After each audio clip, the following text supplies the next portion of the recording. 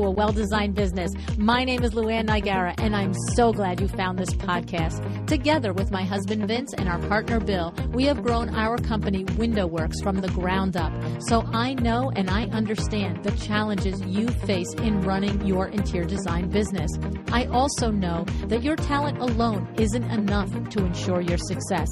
So on this podcast, we talk about strategies and practical steps to help you grow your business. But make no mistake about it, we have our share of fun here too, mixed in with those aha moments that I love so much. This isn't fluff. Nobody has time for that. Whether you are a new interior designer or a seasoned designer, I am here to help you create and to manage the kind of interior design firm that you dream of. It's straight talk and it's action. Are you ready? Let's get started. Hi, welcome to A Well-Designed Business. Today we're talking design build with Denise Wenacur, the principal of DW Design and Décor in Croton on the Hudson, which is a beautiful little community just outside of New York City. With more than 30 years experience, Denise shares today how she started her firm and how she conveys to her clients the importance of having the interior designer as a point person for them between the architect, their builder, and themselves.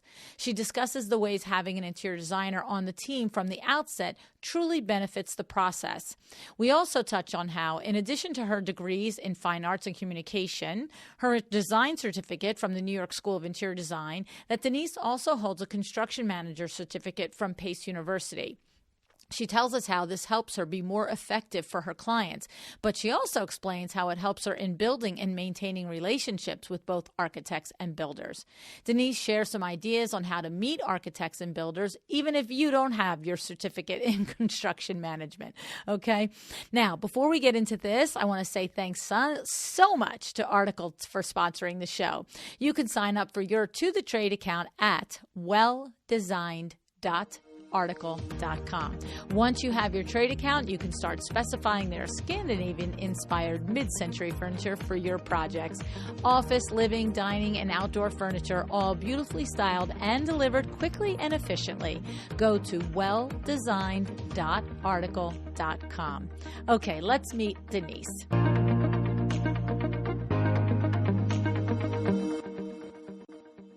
Hi, Denise. Thanks so much for joining me on A Well-Designed Business today. Hey, LuAnn, I'm so excited to be here. I am too. So, Denise, we know each other. We have lots of common friends and we have lots of common circles. We live in the same area. We see each other at High Point. We see each other in New York and New Jersey. And one of the things that happened is that you came up to me and said, you've had some really good discussions on the show about design build firms. And I'm a design build firm. And I would love to know if you want to continue that conversation. And I said yes, because whenever we have a design build firm on the show, we've had Laura and Cliff Muller from 4 Point Design Build. We've had Angela Rasmussen from H2 Design Build. We actually, John and Teresa Dorlini, they're an architect designer firm and from Circle Design. So they're also a design build firm. And it's always a good conversation, and I always get tons of feedback on it. And so I was like, yes, let's do it. And tell me, what is your perspective on it? Why do you love it? Why did you move into it for yourself? And how does it inform what you do every day? Well, I love to design and I love to build. And I think the first time that I got bitten by the bug was when we built our house over 20 years ago. And I just had loved all the aspects of construction and blueprints and the trades and just bringing the whole, everything to life and having a vision and bringing it to life. And I found that incredibly creative and just exciting. And then obviously, the interior design that comes after that as well. And when I started going into interior design full time, because I was in other fields of design prior, I hadn't started doing the building part, and I was following people's projects after they had done construction, and many times I was hearing these horror stories, and they were saying this hadn't been finished by the people who they had hired, their trades, and it was just, they were like traumatized, and I'm saying, well, there's no reason for that. So I ended up changing my business model to include the construction part, and went back to school, got a construction manager certification, just to kind of fill in the blanks a little bit. And so now I am the first point of contact when a client is thinking of doing a project. And then what I do is I put the teams together, and the team would be myself, the interior designer. I put together an architect, contractor, and then whatever trades need to be added as well. And it's really a 3-point, it's like the Holy Trinity. Everybody has their own unique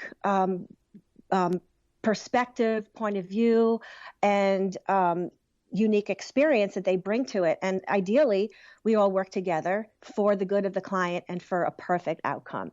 So that's kind of why I did it. And design build and interior design build is a little bit different from an architectural design build firm or even a contracting firm, because each one is coming from their unique point of view when they start the project. So mine tends to be a little bit of, how is that person living in their house? What are they doing? It's, our point of view in our business is, it's all about the client. It's all about them. What do they want to do? And we're going to bring about that vision for them. And, but it's specifically thinking about how they're going to live there and use that space. And that's so what I love in there is the description, how, because we all know that a consumer can decide to purchase a piece of land and build a home, and they can start with the architect, and then the architect can hire the builder and the designer, or the client can hire the builder and the designer. But sometimes it starts with the architect. Sometimes when you buy a piece of land and you build a home, it does start with the builder, right? And the builder has already done the architecture plans possibly, or that's happening in-house. And then maybe you're going to hire a designer, or the builder has a designer. And yours is the other way. You are letting your target client know that start with me and I will put the team together. And what I'm hearing in your description and also in the videos on your website that I watched is that you're explaining to the consumer why there is an advantage in your mind for starting with you as the designer who's going to pull in the architect and the builder and then create that triad collaboration. Because you really are, it sounds like to me, you're tapping into helping the consumer say, look, this is a technical process. This is this is an expensive process.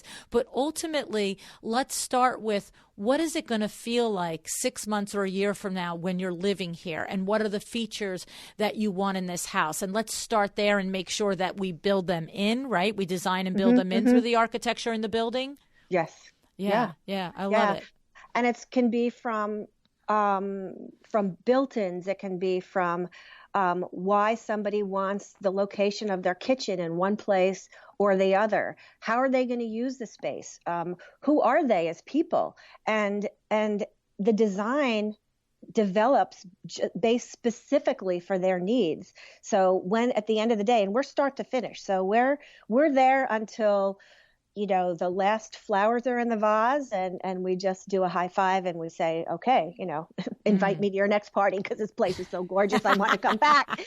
And it's really, it's a great process. And I just try to stay one step ahead of everybody. So it's like, I know and I'm actually working on a vacation home in Cape Cod right now, and we're in the middle of demo, and we got the permit, and it's just, okay, what does the architect need? Well, he needs, in a couple of weeks, he needs to know what our fireplace insert are going to be, because we changed it from a wood burning to a gas, and it's going to be two-sided, and how are we going to do that? And now we're going to be having a meeting on the windows and so forth. I mean, I had taken his plans because the architects are in New York. They're the ones who stamp the plans. So interior designers in New York cannot do that. They can in other states. And so I was able to take his digital plans and I put it in my 3D program.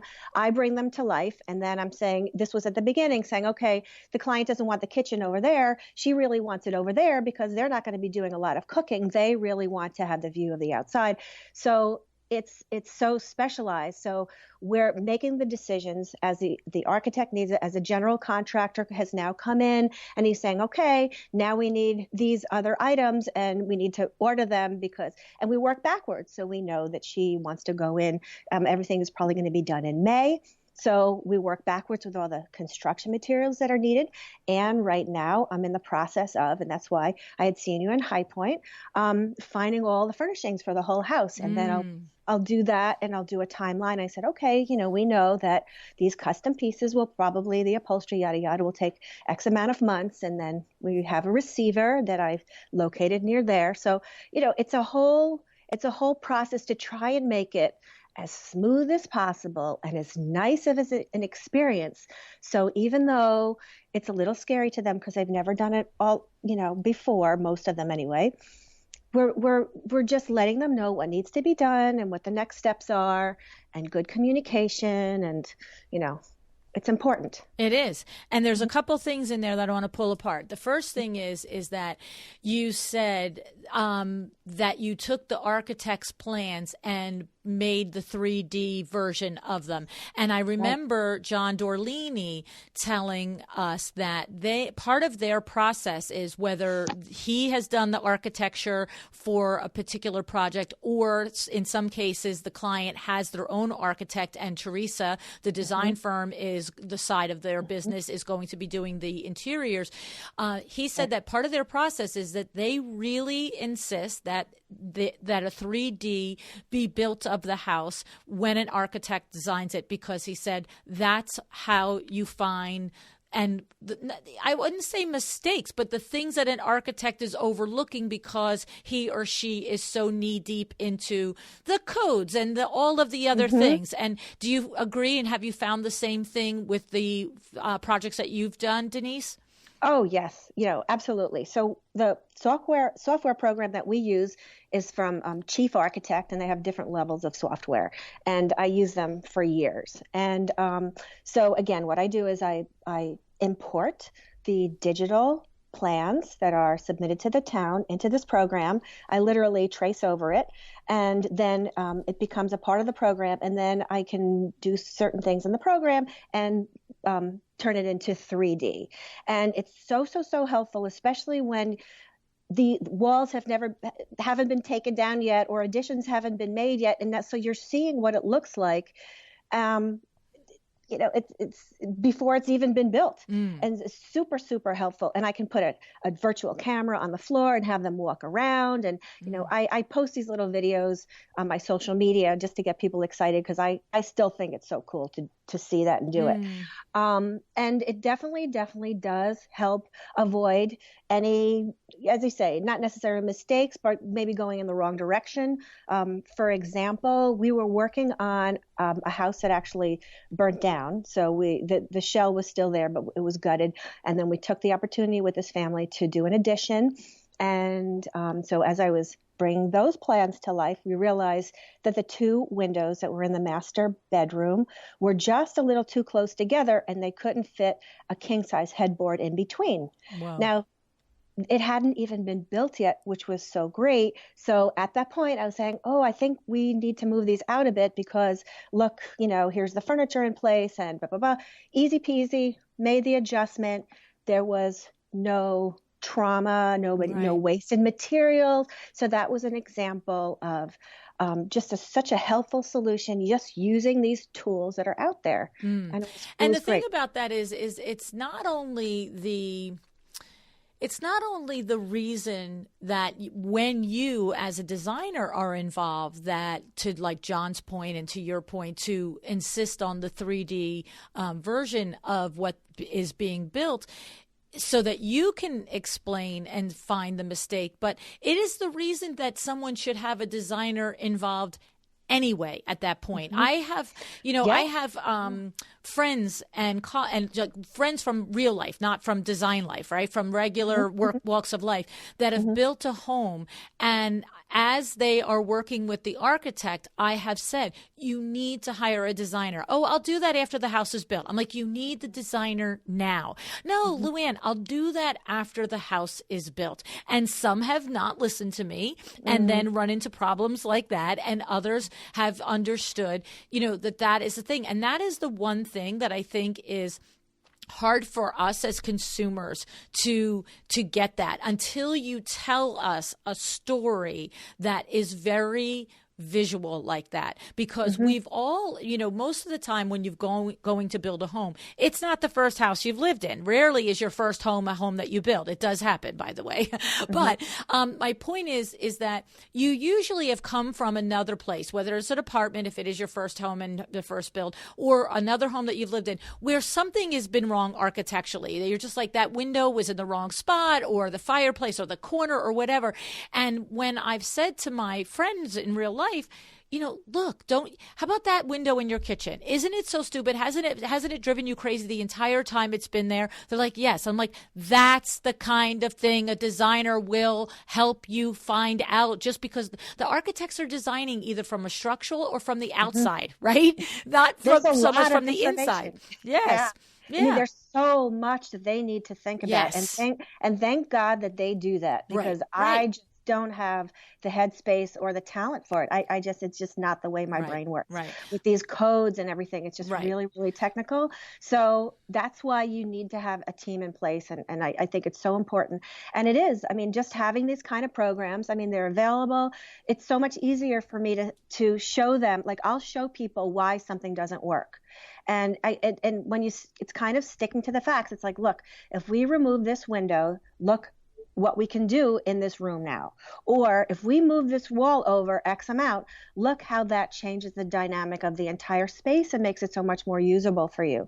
So it's just an incredible tool to help us communicate and to help them envision, because it's hard for anybody to envision something without being able to see something. It's a great reference. It's a great tool. So let me ask you a question. I did mention that you've got the video on there on your website explaining your process, but I know that colleagues are listening now and they're saying, okay, yeah, you don't need to convince us that we need to do this, that this is an important thing. We're not the consumers, LuAnn. We know this is important.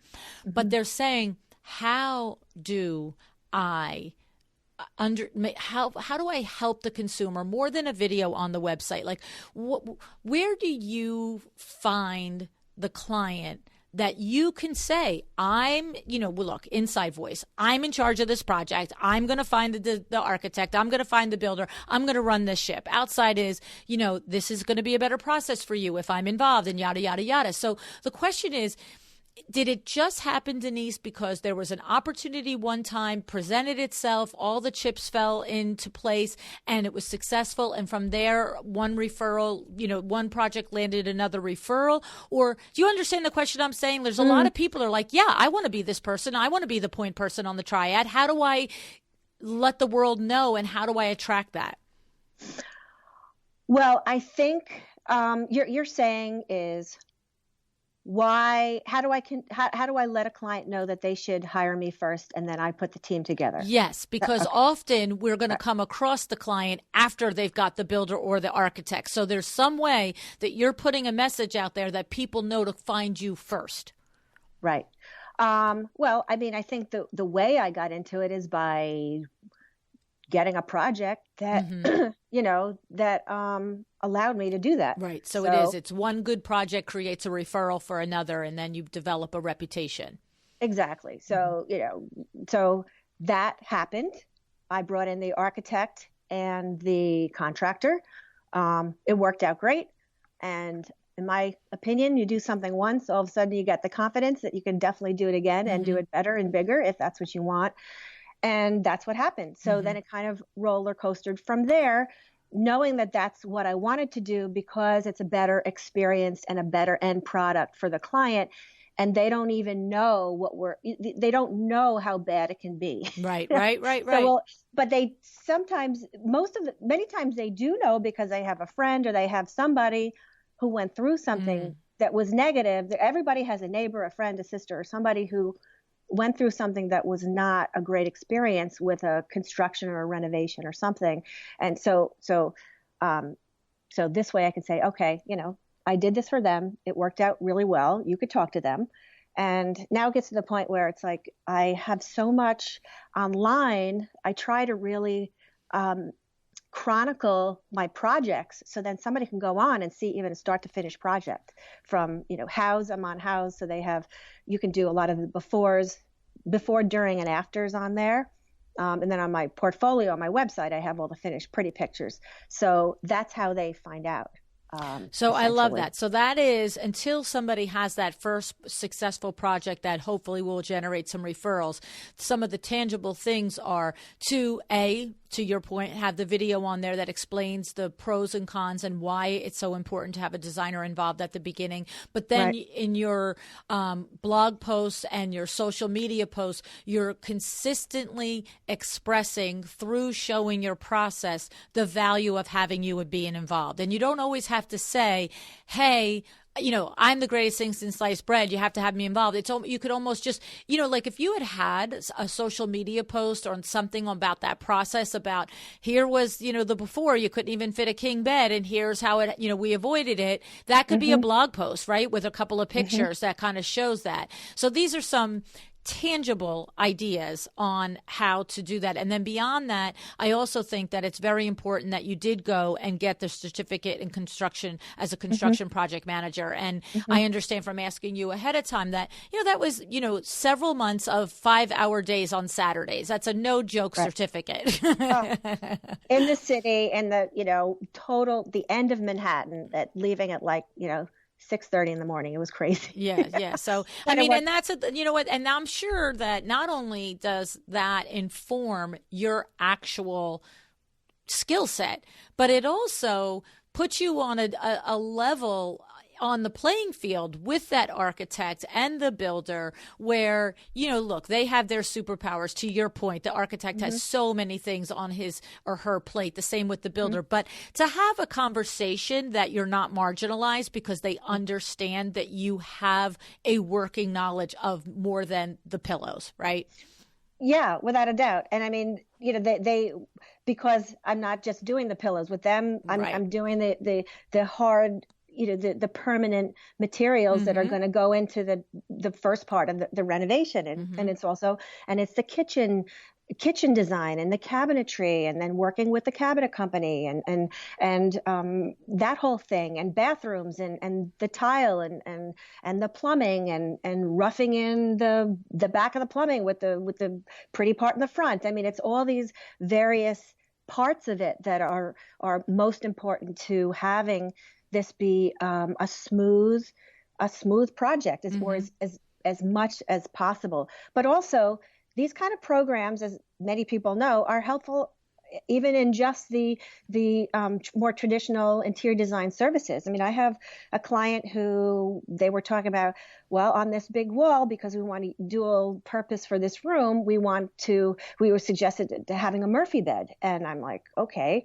So I showed them a layout with how it would work using their one wall, and how if you have this thing here, because you could put the virtual camera on the floor and show them, you're going to walk into the entrance and walk into the side of this piece of furniture. And then there's no other place to put a television, this and that. It's gigantic. It doesn't work. So rather than me just saying, oh, no, that won't work. Right. And then be like, well, why won't it work? This way I could say, well, here's option A and here's option B.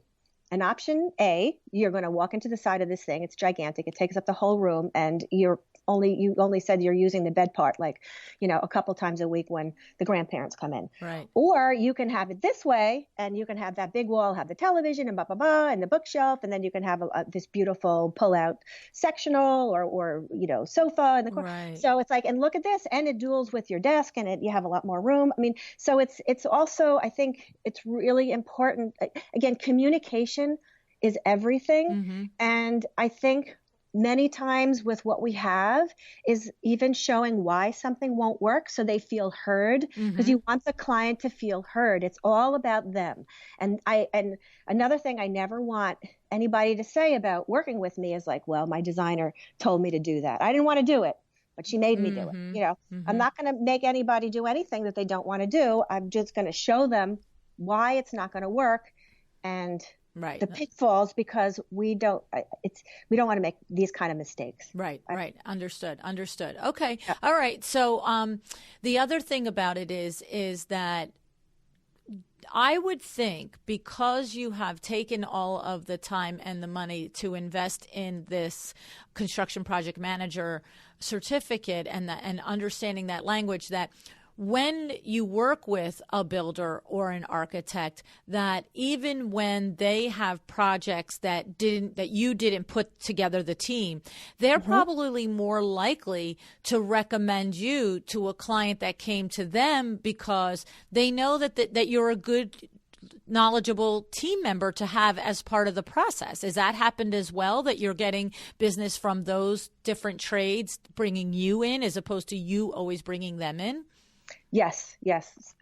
So what's really nice is having various referral partners. Right. And I think I always feel that when I get my new clients from a variety of areas and people and so forth, that I'm doing my job, because I believe that, if nobody knows that I'm here, the phone isn't going to ring. And it's just that simple. And that's why marketing, social media marketing, more of that. Like half of my time is just letting people know what we're doing, not because we're so great, but because we want people to know what we're doing, because when they need a project to be done, I want them to think of us. So the referral partners can come from general contractors that were already hired when I was added to the team. And many times, it's always a 50-50, because sometimes it works, sometimes it doesn't. I've been lucky the last few times. I've actually really liked the people that were brought in, and then they become a part of my network, because I have a whole pool of people that I bring in. It's like being a matchmaker on a project. It's not only the level of expertise that I bring in for the project, but it's a personality thing. You feel, oh, this one would mesh better with that one. The personalities and everybody, it's just kind of a human nature type thing. And so that's super important. So I have been brought in, and it has worked out, and I do get referrals that way, architects or contractors, whomever, and that's great. And then again, going back to the marketing, I mean, I've gotten clients just because I was on a mom blog that I didn't even know, and somebody was asking, who is somebody in the area, blah, blah, blah. I had somebody pass by my studio and saw my logo on the window, and they're like, I'm going to Google that. I'm like, yes. Right. And I also have this gigantic chandelier that shines brightly at night when it's dark. I'm like, so it attracts their eye when they're in town. Yeah. And I even have people, on Instagram, and I have people come up to me like, how you doing? Good. I was like, what happened to that custom couch? Like, I'm dying to see it. I'm like, and I'm thinking to myself, how cool is that? I'm showing a frame, I'm showing this, and they really want to see the couch finish. I'm like, well, that's cool too. So that's fun. Yeah. That's good. Yeah. Do you have any specific ideas or strategies that you could think of that worked for you that you could share on, if you don't know an architect or you don't know the builder, on what is some of the introductory conversation? Because what I hear a lot of times, Denise, is that I've reached out to, I looked up in my area, there were 5 architects in a 25-mile radius. I've sent them an email. I've walked into their office to see if I can make an appointment. I've done this with both builders and architects, and I'm not getting anywhere with it. And of course, we need to speak to how you can make an architect's life easier or a builder's life easier to get them to pay attention to that first initial reach out. Do you have any tips or ideas on some of the biggest pain points that architects and builders deal with that we could use as that opening sort of, I could help you with this, Mr. or Mrs. Architect, or Mr. and Mrs. Builder? Well, I mean, it sounds like what you're saying is, how do we meet architects who will call us in for a project, Yep. right? Yep. Okay. So I think the way to do that is attend some of these seminars that go on in the area, and like ASID, the Kitchen and Bath Association. If you're in, I mean, I'm in New York, so the showrooms in Manhattan at 200 Lexington, the D&D building, there's the A&D building. There's always things that are going on, which, especially if they're the continuing education units type of seminars, which are going to attract architects, sometimes engineers and designers to get information and meet one another. And that's just a really informal way of just talking to people and seeing if you connect. Right. And that I've seen is the best way to do it. Walking into somebody's office is like, I don't know. Tough, right? Not to say that I haven't done it. Right. But because give me a hoop, I'll jump through it. It's fine. But it's not always the best. I think in these sort of informal type of situations, and you have to also see if you connect. Right. Right. The personalities mesh. I mean, everybody's different, and that's so important.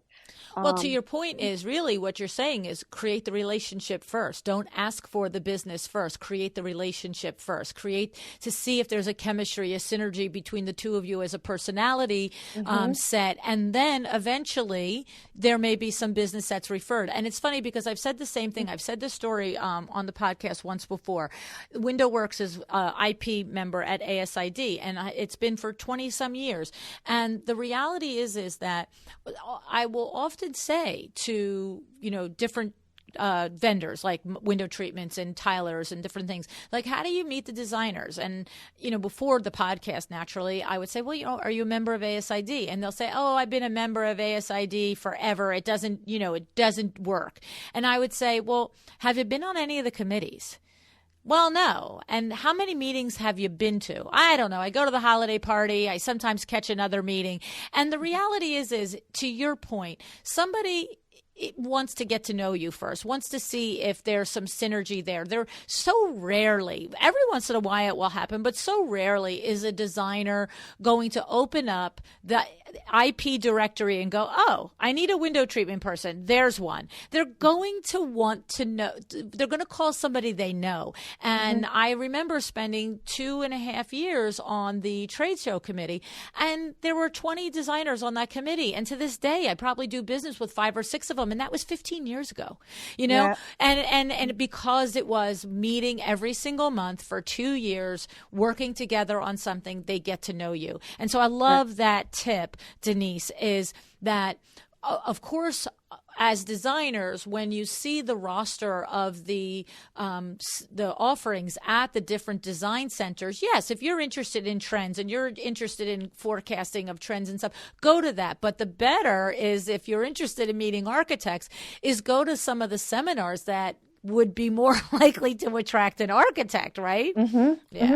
Absolutely. And also, I think if you hear somebody on a podcast, and you really are like, wow, that person is doing great work, like, let them know. Yes. Send them a text, send them an email saying, I just want to tell you, my name is Mary, and when you talked about the yada yada, that was just so cool. And you know what, I thank you for sharing that.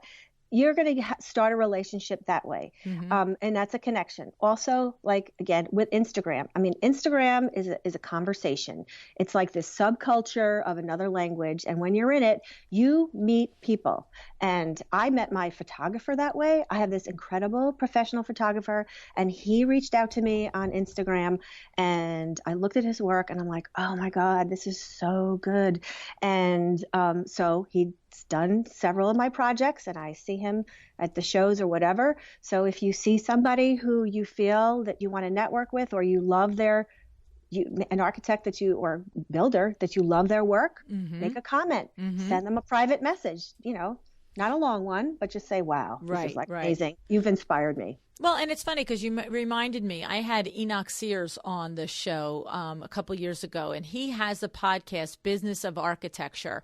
And, to your point, we don't have a lot of architects on this show, but, there are shows that are literally facing builders, that they are, if you go into iTunes and Google construction podcast, builders podcast, or listen to Enoch Sears Business of Architecture podcast, I mean, that is a great point, because if you are listening to some of these podcasts, it's almost like going to networking events with these trades, and you don't know which one of these is going to be in your area. And a simple, hey, you said something really that made me think in a different way, blah blah blah. That's a tip that I had not ever considered before. That for a designer to listen to podcasts that feature architects and builders, and to possibly have the opportunity to create relationships that way. But it's so true. Mm-hmm. It's so true. Good. And it even can be as simple as, I have my son is in high school, my young son.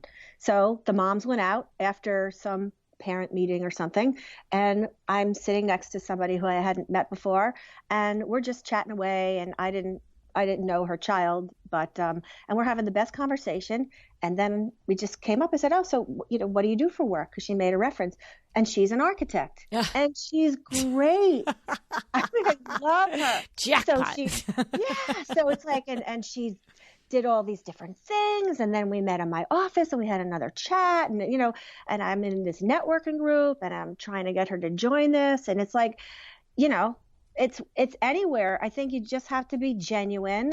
I know that sometimes when you're kind of desperate to meet somebody and fill in the blank for your business, that it could take forever. But these things do take a while to develop, but just put yourself in a situation, get out there, talk to people, be yourself, and that's it. And it'll come.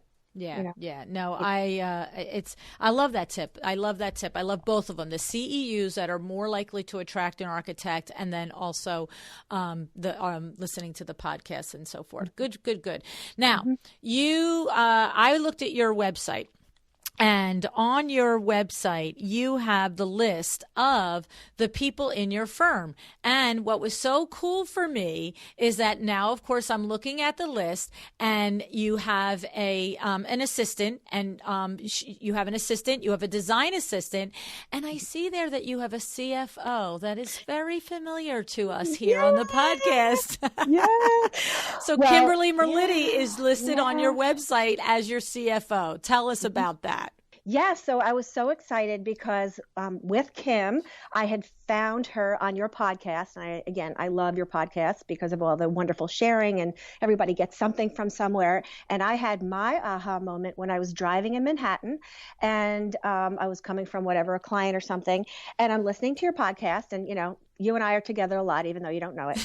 And and I'm listening to this gal talk about planning and all the accounting part of it, but at a real high level. It's a lot more than just your QuickBooks and your purchase orders and your invoices and how you do. This was the projection of clients and how to see your growth and see if you're taking on too much work and if you have to staff up. And she had all these formulas, and it was like, oh yeah, that is what I need. And I was like, yay!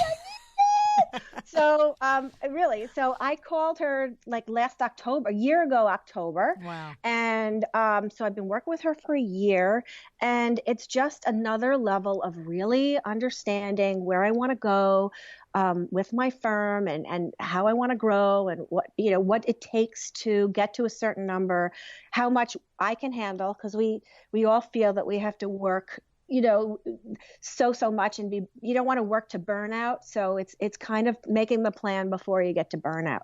And, or if you're slow, we get slow, we get super busy. It's planning and seeing what is in your reserves and how to keep everything going, especially when you have overhead. I love it. When, there's certain people that when I meet them, Kimberly Merlitti was one of them. I was like, whoa, okay. And she's been on the show 2 times. And what was interesting for me is, as well as I've come to know her, I knew that she said I can be the CFO for your business. It's like basically outsourcing the CFO role. I had never known that it was a thing to actually, like, if I didn't know Kimberly through the podcast, I would have looked at your website and then just been like, oh, that's your CFO, that she's probably there in New York with you, and that's your CFO. And I was like, because you have her listed right there with her headshot, with her staff, looking like she's part of your staff. And so that was an interesting little tweak for me. And I like that. And so my question is that typical with Kimberly, or did you ask her, or did she suggest it, or did you just say, I just want this credibility added to my website? Because it does add credibility. It makes me think, oh, this lady's got this firm buttoned up. Well, I think what's really important is, in this world where we don't have to have everybody in the office at once. And right. I think the most important thing about running any size business, and we're small, is that you have a really good team, and you have people in your team that have their own, as you would say, their superpowers, and they fill in the blanks for the things that are not your superpower, right? And so just the fact that Kim is not even in the same state with me, let alone at a desk in my office, doesn't mean anything. Right. And that is a product of the good part of technology, is that we don't have to do that.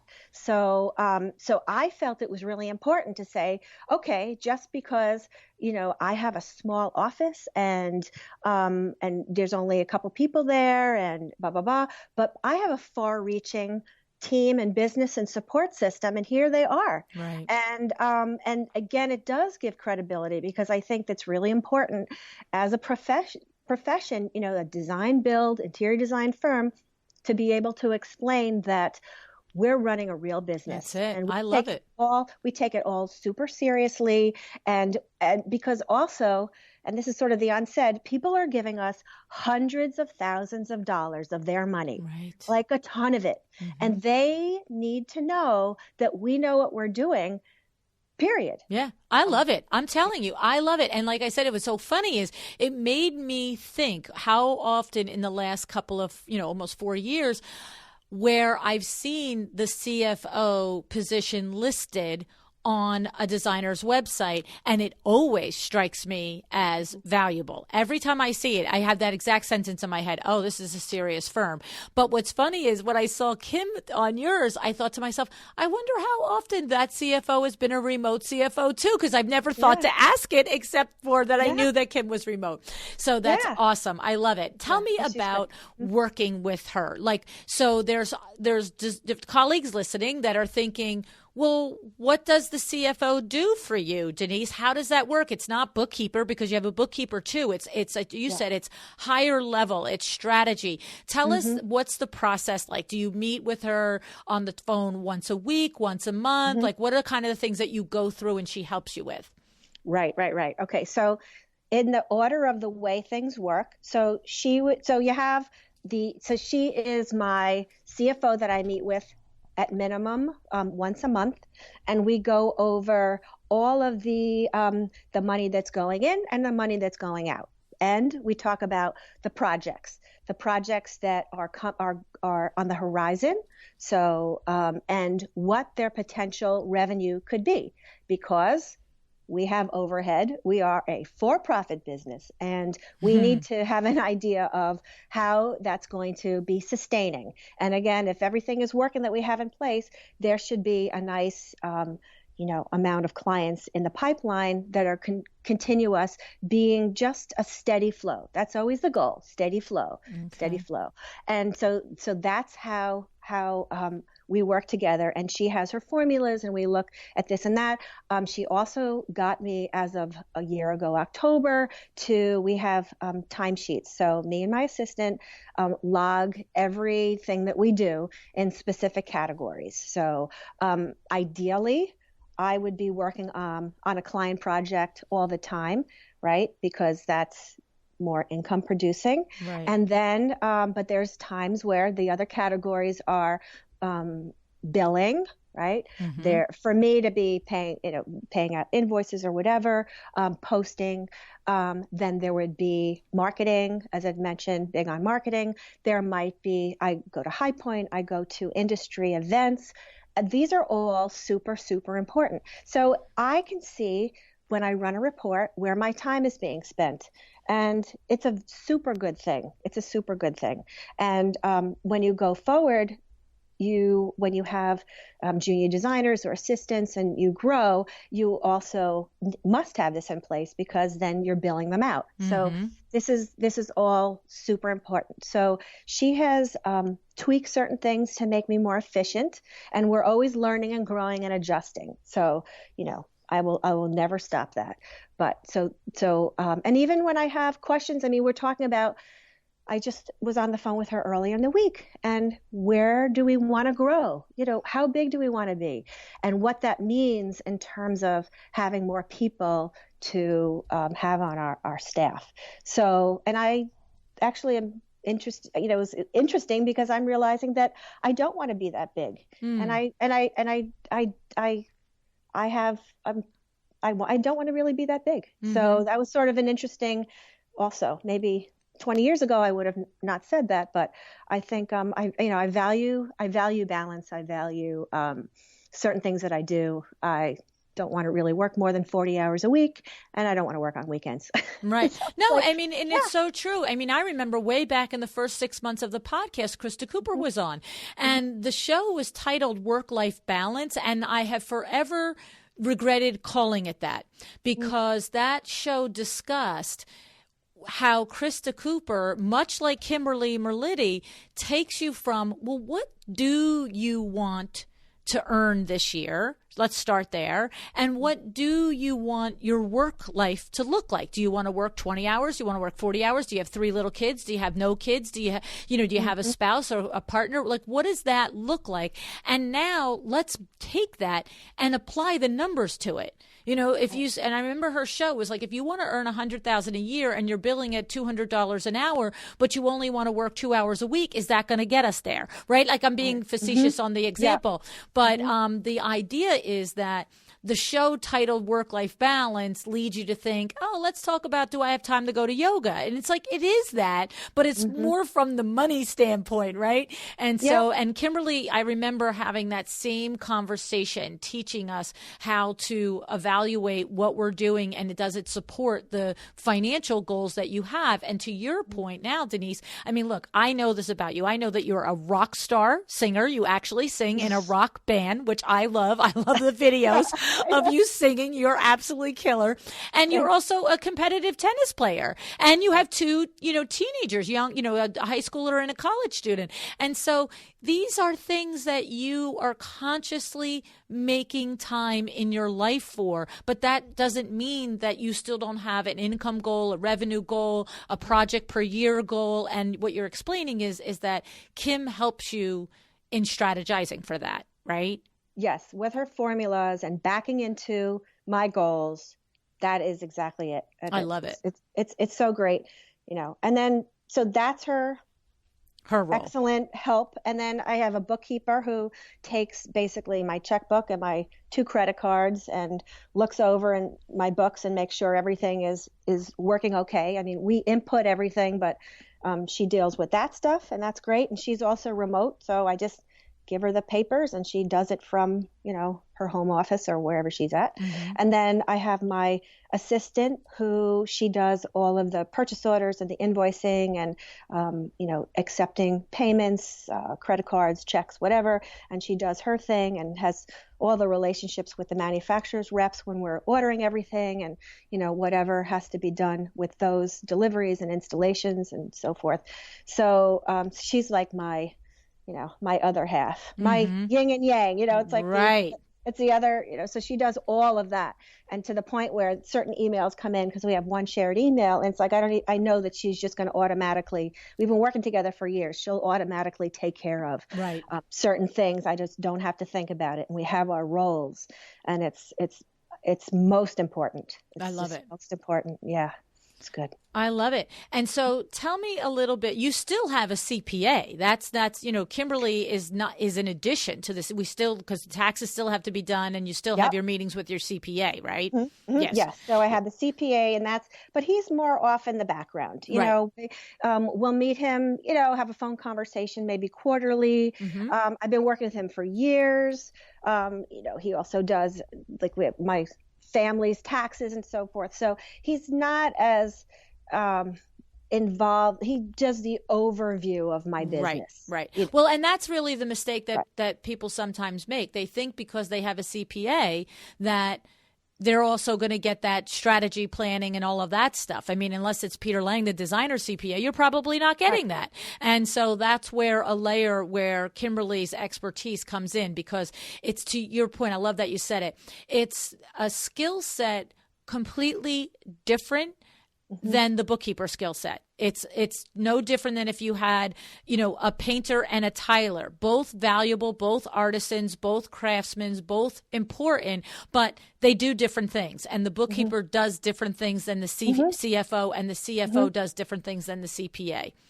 Absolutely. Yeah. I mean, it kind of takes a village, but not really. It's really, if you just kind of break it down to what you need, it's not such a big deal. And it's just a matter of having everybody do what they do best and have a very specific role for each. Can I ask you a question? When you first heard Kim on the podcast and you called out to her and you started to she started to put you through the paces. Okay, we're going to start to track these hours. We're going to start to have conversations about the pipeline and the projections and stuff like that. Was there any part, Denise, where you had a little bit of the ground shaking a little bit under you, because you were in business many years at that point. It's not like you're brand new. Did you have any part of you that was like, oh, I previously really wasn't looking at this with my eyes wide open and it was sort of okay, and now it's scary for you to make me look at this every month? Did you have any of that? Well, there were two things that I was feeling. The first one was I was so relieved because I thought that my CPA was the one to give me this information, and I couldn't understand why I couldn't get the help that I needed from him. I mean, and honestly, I realize now really it's not his role. Right. So that was like, oh, I get it. And I didn't know that somebody like her existed to even know that I should be looking for somebody like her. So I was like, okay. And that's why it was such a relief. I'm like, oh my God, this is who I need. Right. So that was excellent. Then, but the like, oh, I have to do this. So logging all of my hours every day, I was like, oh, geez, do I really have to do that? But I do that on bigger projects. So if I have a whole house project, I would log those particular hours for the big project, because that will help me know if I estimated it correctly for the next big project. Mm. So I was doing it anyway, but more sporadically, and she just said, no, we're doing it every time, every day, every time. But it makes total sense because I can run reports and I can say, how much time did I spend doing this month? How much did I spend on this? Or even for the smaller projects that we'll do for clients, I can say, oh, geez, I found out that on the smaller projects, because of doing this, I had to bill hourly on smaller projects. Like anything under maybe a $30,000, $50,000 project, I have to bill hourly because it takes as much time as the big ones, and it just does. Right. So, and then I bill hourly and I invoice monthly. And you learn though that the nugget in there is that you learned that from this process of working with Kim, because you were doing your hourly tracking on the big projects, not the little projects. And maybe it sounds like you found out that you weren't as profitable on those 30, 50K projects because you A, weren't tracking your hours, and B, didn't realize that whatever flat fee you were coming up with really wasn't appropriate. Without a doubt. Oh, I mean, that's amazing. That is absolutely That's true. a moneymaker right there. Like the first 30K project you made money on, that paid back in spades her advice. Right. So that was awesome. And then even again, on any of them, on the big ones where I estimate the big ones by having, I have a whole sort of a project time estimating sheet in Excel, and I basically fill in the blanks for my time. So how long will it take to have client meetings? How long will it take to, for me to do all the different steps of the process? And then I have how much time will it take my assistant to do it? And then is my junior designer going to be on there? How much time? So you have that all, and that's how I figure out my flat fee. Basically, it's based on hours, and then you add maybe 20% more because it always takes a little bit longer. Right. And that's how you get a really good flat fee. But at the end of the project, when it's all done, then I pull up those timesheets per client, right? In QuickBooks, I can do that. And then I fill in the actuals, and then I compare. And, hopefully you estimated correctly. And if not, then you say, okay, this on the new projects that are coming in that might be similar in scope, you say you'll be able to adjust the flat fee that much more, detailed because you have this basis of facts. I love it. Really. Yeah, it's really helpful. It's just, it's so, the thing is, to me, what I've learned in talking with various designers over the years is that sometimes you're afraid to do this. Sometimes, that's why I asked you if you had any fear or if your world was rocked a little bit, because sometimes there is this feeling of, you call out to somebody like Kim or whoever the professional is that you're calling, whether it's Michelle Williams or Nancy G or whoever it is, right? You call out to them because somewhere in your core that, I'm not doing it quite as well as I could be doing it. But then and so you make the call and you're prepared. But then there's this point often where you're like, whoa, I didn't realize how messed up this was. And so there's that little moment of, oh my goodness. But when you power through it and you come through the other side with the great advice from the expert that you're dealing with, in this case for you, Kim, the knowledge that it gives you and the confidence it gives you when, like, now you're so clear. You're like, look, 30, 50K, you're going to do hourly. Like, you're not wishy-washy on it, right? And isn't that amazing? I imagine there could have been a moment, 2-3 years ago where you might have been like, well, should I do hourly? Should I do flat fee? Where now it's like, look, I can't make money unless I do it hourly. That's how it's going to be. You need a designer who's full in, committed to doing this, and isn't begrudging the process because I know I'm not making money on it. I mean, it's as simple as that, right? Yes, it's as simple as that, but it allows you to say, maybe I should walk away from these projects. Another thing, right? That could be it, or whatever. So that confidence is there, right? You're coming from knowledge. That's why, right?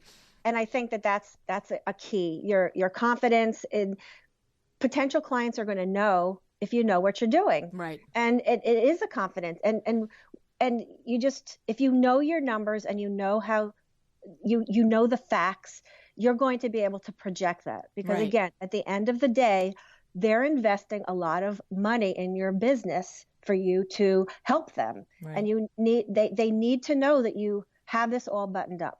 Right. And it's not that hard. It really isn't. Well, the truth is, it's like we always say, it's just because something is simple doesn't mean it's easy, right? So it is simple if you look at it on black and white. Develop a process, develop a system, understand how to charge for it, understand how to express your value, and stand there and do it. But, simple isn't always easy, but it can be done. And that's the hope of when guests like you come on and share the learning experiences that you've gone through, because then we all know that it can be done. And I love it. I think it's awesome that at that many years in business that you are willing to say, look, there's another way. There's another professional that can help me just up my game. And that is so critical. It's what we expect, that the consumer understands that by hiring the design professional, that they're going to do things, their outcome is going to be better. It's the same with us. We have to hire people to help our outcome be better. Now, the last thing I want to say before I let you go is, I've mentioned the video on your website a couple of times, and the one video is what is a design build firm, and there's a couple videos and it's, again, I know you, and so we have similar circle of friends, and Jana Phipps, the trim queen, is there in your video as your client, and so what I said to you off air was, is Jana, I know that you and Jana are friends, right? But I'm like, is Jana also actually your client, or is she in the video with you just because she's just so photogenic and she's your friend and you could do it? And so tell us your answer. Yeah. So I really needed to have, an actor in my movie, haha. So who better than, my fun friend who, we get together and we're just like, silly ham sandwich. I mean, we just have so much fun. It's like, so, because nobody else really wants to do it. And we really don't take each other, ourselves or each other seriously. And Right. but I was like, listen, I mean, I really need to visually explain what we do. And so she's like, yeah, no problem. I know. So she became a character in my movie, at least in the opening. So Yes. at the homepage, it's just a no sound, Right. quick, whatever that is, 30 seconds or something, review, and then and that's where she was kind enough to take the time and be looking at things and materials and plans and stuff. And what I love about it is, and the reason I bring it up is because, again, it's just like when I saw Kim on your list of the people that run your firm. If I didn't know Jenna, I would literally just think that this is a client who thinks you are the cat's meow. I mean, the joy on her face, the two of you, the chemistry that's there, it really just, as if I were a stranger, I would look at that and think, wow, she really develops a great rapport with her clients. And the truth is, I'm sure that you do. But the idea is how many of our clients are willing to really just put their insecurities and the whole things that you say, oh, do I look okay on camera? And this feels awkward. But, to have, and that's what I wanted to express it was that, you could have a best friend that is that person that you can just laugh and be casual with. And there's no reason not to make that person part of your video, because all it is showing whatever your nature is. You and Jenna are both just fun, silly, crazy, out of the box women, right? You just, I mean, like you said, you get together with, I know Jenna. I've had dinner with her. It's like, it's just like you know her your whole life. She's amazing.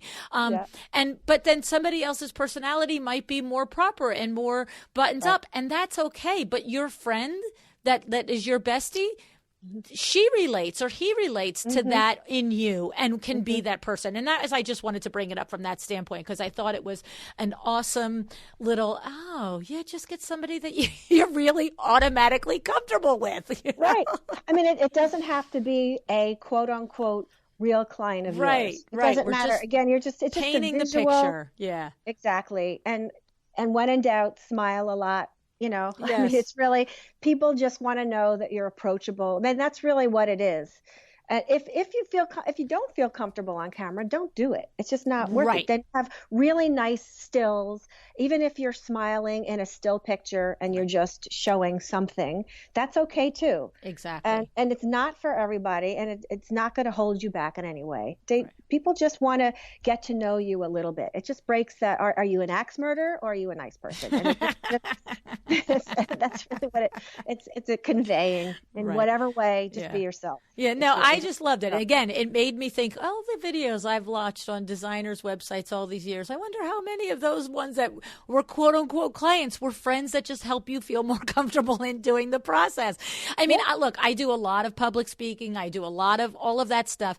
And it is, the video is actually the most awkward thing, because you're supposed to look like you're just naturally in a moment of having a good conversation or a good interaction, but you're not. You're sitting there with cameras on you and you're like, yeah, I'm really just not doing any of that right now. This is awkward. So I thought it was so awesome to have a friend in there, and the idea that you can both just like, you're ridiculous and so are you, and let's just laugh and do this. Right.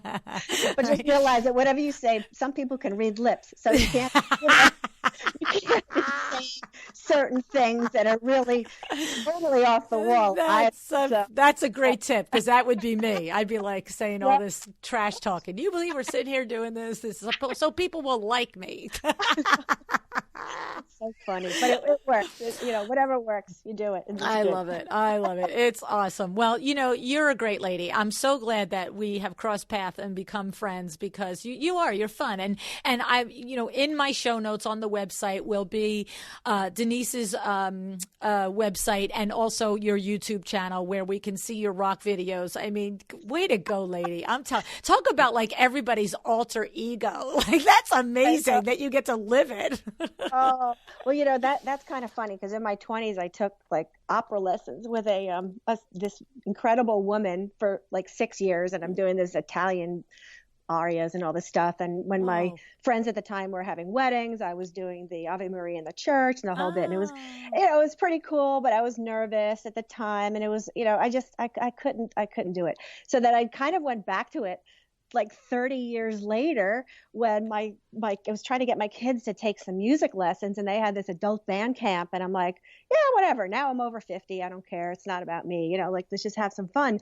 And my voice got lower. It's nothing like my speaking voice, so don't worry. And it's like, I was like, oh, this is so cool. Oh. And then I just had the best time, and a local band needed a lead singer, and I stepped into it. And it's like once a month, we practice like once a week, and these guys are great. They're like really good musicians. I got 2 lawyers and a retired railroad engineer, literally. And it's like, it's great. And somebody who works on a magazine, publisher. It's like, and we just get together, and it's such another creative outlet. Yeah. And I get to pretend. So I go on stage and we do covers, and I pretend that I'm the person who originally sang those songs. Yeah, Joan Jett and Stevie Nicks. Yeah, like all these like cool Pat Benatar. And it's like I get to pretend I'm someone else, and I get to wear some cool clothes. I'll definitely get my alter ego out a little bit, and it's just like it's fun, and I get to see everybody dance and come together, and they come together and they're having fun together, and it's another creative outlet. And at the end of the day, that's what it is. It's connecting. It's just connecting for good. It's awesome. I love it. I think it's awesome. There's so much to see on your website, and I encourage everybody to go to it. And like I said, I'll put it all in the show notes. It's awesome. Thank you so much, Denise, for coming and sharing your advice and your tips with us today. Thank you. I just think you're wonderful. Aww. So just keep on doing everything that you're doing because it's so helpful. Oh, thank you.